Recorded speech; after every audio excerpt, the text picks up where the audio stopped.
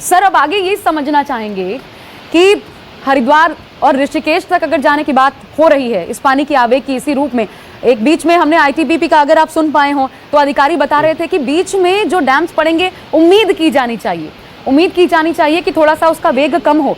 लेकिन फिर जोशीमठ की एसडीएम, उनका भी बयान सामने आया था इस बीच, वो ये कह रही थी कि कुछ और आवाजें सुनने को मिली ग्लेशियर से। ये कितनी डराने वाली बात है सर, ये आवाज जो इस प्रकार की ग्लेशियर से आती है, इसका क्या मायने हो सकता है?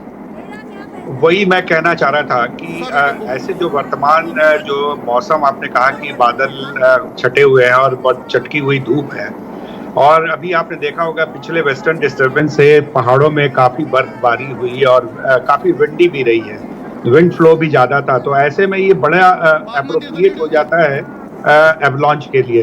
तो ये जो फर्दर जो आवाजें आ रही हैं तो वो इंडिकेशन है कि अगर एक जगह क्रैक हुआ तो उस इम्पैक्ट से दूसरे जगह भी क्रैक हो सकती है। तो इस तरह से संभावनाएं व्यक्त किया है कि जरूरी नहीं कि एक ही बर्फ का चट्टान टूटा, जो लेयर दर लेयर बर्फबारी से जमा होती है और जैसे ही धूप चटकता है तो वहां पे मॉइस्चर इंडेक्स थोड़ा घटता है, तो उसमें स्लिप होने के चांसेस होते हैं, जो नॉर्मली लैंडस्लाइड में भी ऐसा होता है। तो यहाँ पे जब ये स्नोफॉल हुआ और उसके बाद फिर विंड डायरेक्शन चेंज होते हैं या बढ़ता है, उसके बाद लेयरिंग जो ऑफ स्टोन, ये तीनों चारों मिलके जो उनको स्टीप स्लो मिल जाता है तो खिसक जाता है। तो ये खिसकने से जो एक अनुमान जो लगाया गया है, जो आईटीबीपी के बताया कि पीछे के उसमें खत्म हो गया, लेकिन आगे ये बढ़ रहा है।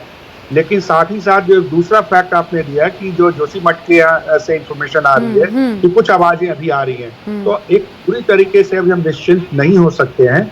एक तरह से जो आंकलन किया जा रहा है तो कि क्या अभी वो सूचना पूरी तरीके से बंद हो गया या जो बड़े एवलांच है उसका कोई छोटा इम्पैक्ट भी हो रहा है साथ साथ में, या कोई वो छोटा इम्पैक्ट बड़ा क्रिएट कर देगा।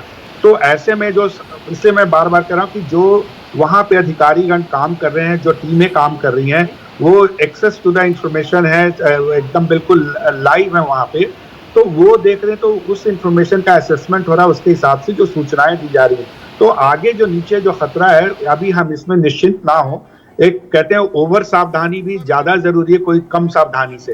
तो अगर जनता में भी ये बात दी जा रही थोड़ा ज्यादा भी सावधानी लेनी है तो उसमें कोई हर्ज नहीं है। तो उस तरह की जो इंफॉर्मेशन के हिसाब से अपने को तैयार रखें, दूरी बनाए रखें, क्योंकि एवलांच में ये होता है कि एक के बाद दूसरा भी टूटता है। तो और धूप निकली हुई है तो ये अमूमन ये कारण बन सकता है, क्योंकि कल ही परसों पहाड़ों में बर्फबारी हुई है।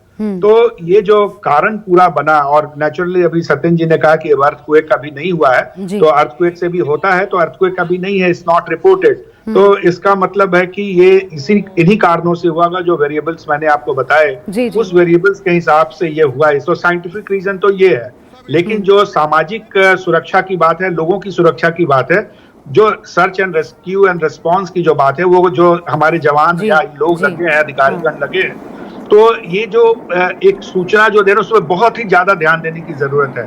तो बार बार वो लोग असेसमेंट कर रहे हैं, बार बार सूचना दे रहे हैं और नीचे के लोगों को खाली करा रहे हैं। तो जहां भी ये जो लोग जाते हैं और उनको मदद, लोगों को कोऑपरेट करें, तो ये नहीं कि वहां से रिलक्टेंट हो जाए, खाली ना करें ये मान के कि तबाही खत्म हो गई है। तो इससे मैं कह रहा हूँ कि over preparedness is also at times important then under preparedness. तो ये करने की अभी वर्तमान में बहुत जरूरत है, और हम लोग भाग्यवान हैं अभी कि ये दिन में ऐसा हुआ है, और ऐसा नहीं हो कि शाम ढलते समय हुआ है, और हम अभी पूरा दिन है, दिख सकता है। सर्च एंड रेस्क्यू ऑपरेशन बहुत अच्छे से हो सकता है, और साथ ही साथ जो मैं कहा कि उत्तराखंड में सर कई, और अभी तो सर शाम होगी इस आवेग के बारे में भी, क्योंकि आप लोग भी इतने एक्सपीरियंस होके भी कंफर्म नहीं बता पा रहे हैं कि आगे क्या स्थिति ये धारण करेगा। मलबा और तमाम चीजें जब इसमें शामिल होंगी तो आगे किस रूप में नुकसान पहुंचा पाएगा। लेकिन बड़ी बात यह है कि ऐसे में वापस से एक तो जिंदगी रिस्टोर करने के लिए और साथ ही आवेग में फंसे लोगों को बचाने के लिए जो प्रचंड धार होती है, अगर उसमें कोई फंसा है, क्या किया जा सकता है